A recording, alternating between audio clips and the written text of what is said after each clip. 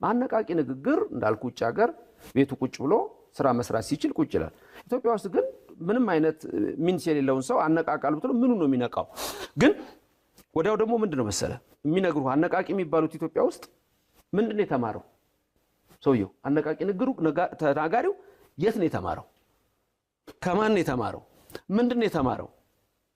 ቁጭ ብሎ የሆነ ዩቲዩብ ላይ ይጎረጉርና ከዛ በኋላ እየሰሙ አይቻቸዋለሁ። ልክ የኒው ኤጅ ሙቭመንት እንትኖች አራማጆች የሚናገሩትን እዚህ ሀገር ያሉት ኮፒ ያደርጉ ያንኑ ሲናገሩ፣ ይሄ እኮ በትምህርት ቤት ኤፍ ነው የሚያሰጠው። ኤፍ እንደውም ጥሩ ነው፣ ኢንኮምፕሊት ነው የሚያስብለው። ምክንያቱም የሰውየውን ሐሳብ እንዴት የኔ ሐሳብ ብለህ ታቀርባለህ? እኔ አሁን እዚህ መጽሐፍ ውስጥ እያንዳንዷ ለምናገራት የግርጌ ማስታወሻ አላት፣ ሪፈረንስ አለው፣ ፉትኖት አለው። የኔን ሐሳብ የራሴ የሆነውን እንጂ ማቀረው የሰውየውን ሐሳብ አምጥቼ እንዲህ ትሆናለህ እንዲህ ትሆናለህ እንዲህ ትሆኛለሽ ምናምን ማነቃቃት ስለ ጮህ አይደለም። ማነቃቃት በመጮህ ነው እንደ ማነቃቃት። ስለዚህ ወዴት ነው የምታነቃቃው? ምንድነው እንጂ አለ እኮ አንቃይ እንለዋለን። ማነቃቃቶች እኮ ያስፈልጋሉ፣ ምክር ያስፈልጋል እኮ።